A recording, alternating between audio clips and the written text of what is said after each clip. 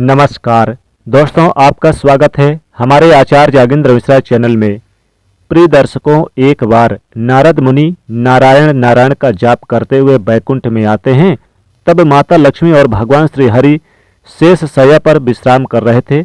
नारद मुनि ने भगवान श्री हरि को प्रणाम किया और बोले, हे प्रभु, आज मेरे मन में 3 प्रश्न उठे हैं, जिसका हल जानने हेतु मैं आपके पास आया हूँ। तब श्री हरि मुस्कुराते हुए बोलते हैं, वत्स नारद, आपका स्वागत है। आपके सारे प्रश्न निसंकोच होकर आप पूछे, मैं सभी प्रश्नों के जवाब आपको दूंगा। तब देवर्षि कहते हैं, हे प्रभु, आप ही जगत के पालनहार और सृष्टि के रचयिता हैं। आप ही सारे मानव जाति के कल्याण हेतु अनेक प्राणियों की उत्पत्ति की है, किंतु आज मैं सर्वश्रेष्ठ प्राणी गाय के बारे में जानना चाहता हूँ। मेरा पहला प्रश्न है कि आखिर क्यों गाय ने स्त्रियों को श्राप दिया था। मेरा दूसरा प्रश्न है, एक मनुष्य को वह कौन सी चीजें हैं जिसे गाय को खिलाने से पुण्य या पाप मिलता है। और मेरा तीसरा प्रश्न है, गाय एक दिव्य प्राणी होने के बावजूद क्यों उसे जूठन अन्न खाना पड़ता है। मित्रों, भगवान श्री हरि विष्णु मुस्कुराते हुए बोलते हैं, हे मुनीश्वर, आपने समस्त मानव जाति के कल्याण हेतु अत्यंत महत्वपूर्ण प्रश्न किए हैं। गाय को माता के समान पूजनीय माना जाता है और गाय ने 33 कोटि देवी देवताओं का वास होता है गाय के अंदर।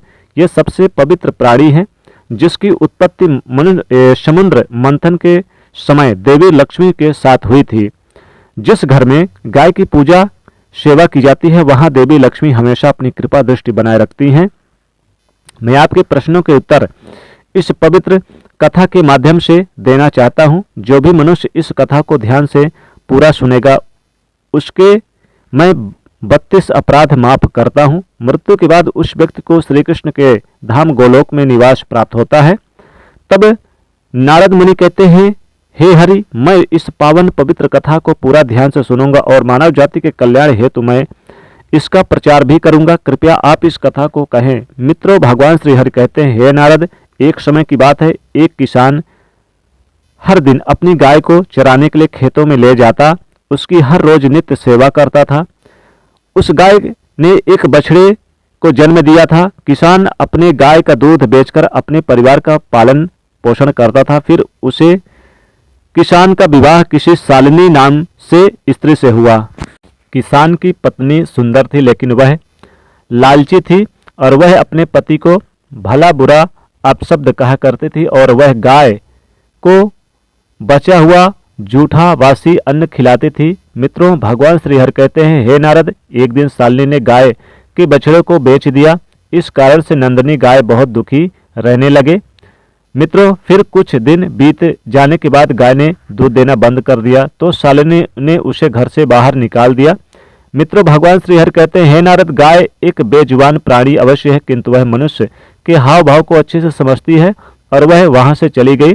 नंदिनी गाय ने जंगल में समय व्यतीत करने लगी। जब वह गर्भवती फिर से हुई और वह किसान के खेत में जाकर जन्म दिया। अगले दिन जब शालिनी खेत में आई तो उसे ने देखा कि नंदिनी गाय ने एक बछड़े को जन्म दिया है। उस बछड़े को जन्म दिया तो उस बछड़े को अभी चलने फिरने में तकलीफ होने लगी। छोटे छोटे कंकड़ शरीर के हिस्सों में लग गए थे, जिसके कारण उसे कठिनाई होने लगी और पीड़ा होने लगी। उस गाय ने करुण पुकार की शालिनी से कि मेरे बछड़े के कंकड़ को निकाल दो, इसे पीड़ा हो रही है। वह अत्यंत पीड़ा सहते हुए अपनी माँ की तरफ बढ़ रहा था। तब शालिनी को उस गाय की शिशु की ऐसी हालत देखकर उस पर दया आने की बजाय घिन आने लगी और उसने गाय के बच्चे को ना उठाते हुए कहा, माना मैं तुम्हारे गंदे बछड़े को क्यों उठा लूं भला। मित्रों, भगवान श्री हरि कहते हैं कि हे नारद, वह गाय शालिनी से बहुत याचना करने लगी। रोते हुए गिड़गिड़ाते हुए बोली, किंतु शालिनी ने क्रूर स्वभाव के कारण उसने गाय के बछड़े को धुतकार कर यानी कि नहीं हटा दिया, यानी कि उसे छुआ तक नहीं, और वह वहां से चली गई। तब गाय ने भगवान से प्रार्थना करते हुए पुकारा और कहने लगी, हे प्रभु, आप क्यों मेरे निर्दोष बछड़े को ऐसी प्राणघातक सजा दे रहे हैं। आखिर हम प्राणियों ने कौन सा महापाप किया है, जिस कारण से हमें अपने बच्चों को ऐसा तड़पते हुए देखना पड़ता है। गाय की ऐसी करुण पुकार सुनकर स्वयं श्री कृष्ण वहां पर पधारते हैं और उन्होंने गाय सहित समस्त प्राणियों को आशीर्वाद दिया कि उनके बच्चे जन्म लेने के बाद तुरंत ही चलने लगेंगे, जिस कारण वो उसको स्वयं को माँ के आसपास यानी कि देख सकेंगे, रह सकेंगे। मित्रों, भगवान श्री हरि कहते हैं, हे नारद, श्री कृष्ण आशीर्वाद देकर वहां से अंतर ध्यान हो गए। किंतु थोड़ी देर के बाद शालिनी वापस उस गाय के पास उसे देखने के लिए आई तो उसके आंखों पर विश्वास न हुआ। गाय का बच्चा खुद से खड़ा था और शालिनी ने गाय के बच्चे को हल्का सा धक्का देकर जमीन पर गिरा दिया। तो गाय को बड़ा ही क्रोध आया, गुस्सा आया और उसने समस्त संसार देवी देवताओं को, अग्नि, वायु, आकाश, जल और वृक्षों को साक्षी मानते हुए शालिनी को श्राप दिया कि कहा कि हे दुष्ट स्त्री, आज तुमने अपनी क्रूरता की सभी हदें पार कर दी है। मैं आज समस्त संसार को साक्षी मानते हुए तुम्हें और समस्त मानव जाति को ही श्राप देती हूँ कि जब भी तुम्हारा बच्चा पैदा होगा तो उसे चलने के लिए सहारे की जरूरत पड़ेगी और तुम्हारे बच्चे को चलने के लिए 1 वर्ष तक का समय लगेगा। मित्रों, भगवान श्री हरि कहते हैं, हे नारद, आपके पहले प्रश्न का उत्तर इस नंदनी गाय के श्राप के कारण आज मनुष्य के बच्चों को चलने के लिए सहारे की जरूरत पड़ती है। और कुछ देर बाद वर्षा हुई और बिजली गिरी। शालिनी किसी पेड़ के नीचे जाकर बैठ गई और वहीं पर बिजली जब गिरी तो उसकी मृत्यु हो गई और यमदूत शालिनी को यमराज के पास ले गए और उसके कुकर्मों की सजा यमराज ने नरक सुनाई और अगले जन्म में उसे सूअर की योनि प्राप्त हुई। तो उस स्त्री को जूठा सड़ा हुआ अन्न खिलाने के कारण, यानी जो गाय को खिलाती थी, उसकी यानी योनि, सूर्य योनि में उसे जन्म लेना पड़ा और हमेशा कीचड़ में रहने और दुर्गंध युक्त पदार्थ खाने का आशीर्वाद श्राप दिया। मित्रों, श्री हरि कहते हैं कि हे नारद, जो भी स्त्री या पुरुष गाय को जूठा या फिर सड़ा गला अन्न खिलाता है उन्हें नरक तो जाना ही पड़ता है, साथ ही कई प्रकार के कष्ट भोगने पड़ते हैं। हे मुनि, अब मैं आपको बताता हूं कि आखिर क्यों गाय को जूठा अन्न खाना पड़ता था।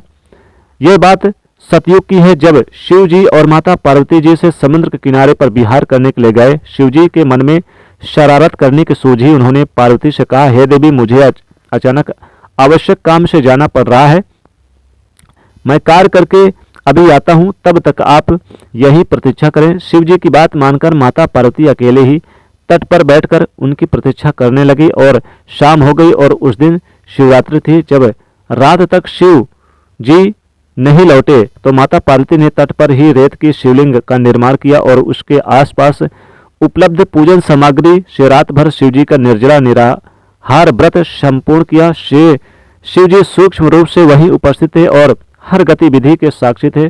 सुबह होने पर पार्वती ने समुद्र में रेत के शिवलिंग और पूजन सामग्री को विसर्जन कर दिया और इसके थोड़ी ही देर बाद शिव जी ने प्रकट हो गए और बोलने लगे कि हे देवी पार्वती, आपने कल शिवरात्रि था और मेरी पूजन नहीं की। पार्वती ने कहा कि मैंने पूजन की है, अभी सामग्री समुद्र में विसर्जित की है। शिव जी अभी भी पार्वती के साथ और ठिठोली करना चाहते थे। महादेव बोले, मुझे पूजा का कोई भी चिन्ह नहीं दिखाई दे रहा, अगर आपने पूजा की है तो प्रमाण दीजिए।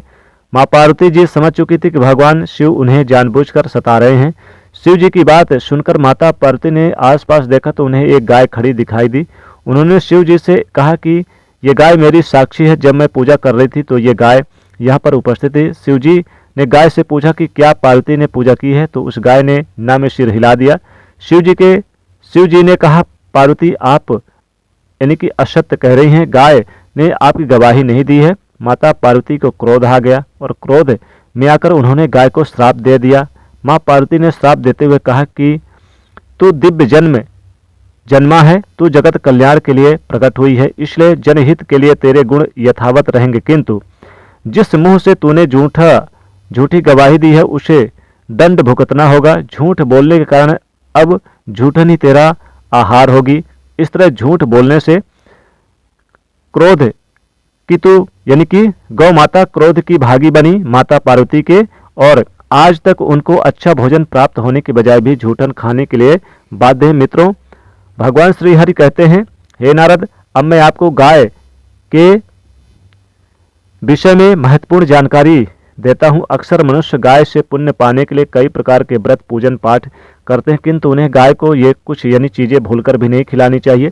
द्वार पर आई गौ माता को कभी भी बिना रोटी खिलाए जाने ना दें। गौ माता को रोटी और ताजी हरी घास खिलानी चाहिए। यूँ भी हम हर दिन पहली रोटी गौ माता के लिए बनाते हैं, इसलिए हमेशा उस रोटी को प्यार से गौ माता को खिला दें। और गौ माता को रोटी खिलाने से हमें बहुत पुण्य मिलता है। गौ माता को कभी भी बासी और सड़ा गला खाना नहीं खिलाना चाहिए। भूख लगने पर मजबूरी में गौ माता वह खाना खा लेती है, लेकिन इसका दुष्परिणाम पड़ता है, जिस कारण से हमारे घर में नकारात्मकता आती है। गौ माता एक शाकाहारी पशु है, इसलिए कभी भी गौ माता को जबरदस्ती मांसाहार खिलाने की चेष्टा नहीं करनी चाहिए। ऐसा करना महापाप के समान होता है। हमारी कुंडली में अगर दोष है, जैसे कि जिसके कारण हमें लगातार परेशानियों का सामना करना पड़ रहा है, तो गौ माता को रोटी खिलाते समय कुछ उपाय कर सकते हैं।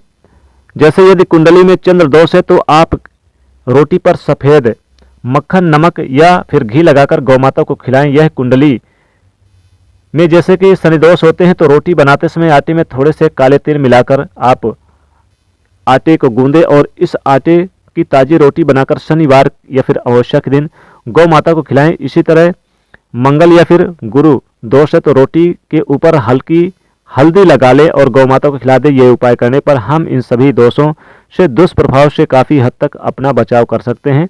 गौ माता को प्रतिदिन रोटी और घास खिलाने से लाभ होता है और पितृदोष से भी मुक्ति मिलती है। इसी तरह कुंडली में यदि शनि की 7.5 या फिर महादशा ढया है, तो हर शनिवार को और अमावस्या को काले रंग के गाय को घास या फिर रोटी खिलाएं और उसकी पूजा करें। इससे शनि दोष कम होता है। गौमूत्र यानी कि गाय का मूत्र बहुत ही उपयोगी, पवित्र और स्वास्थ्य की दृष्टि से अत्यंत हितकारी होता है।